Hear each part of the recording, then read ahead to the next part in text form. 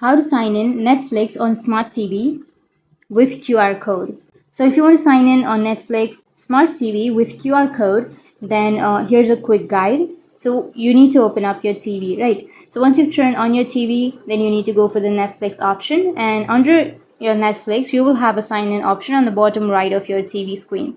Once you tap on the sign in option, the first step is you need to scan the symbol with your phone's camera or go to netflix.com/tv8. And the second step is you need to enter the sign in code. And the third step is you need to sign into Netflix. Your TV will be ready to watch.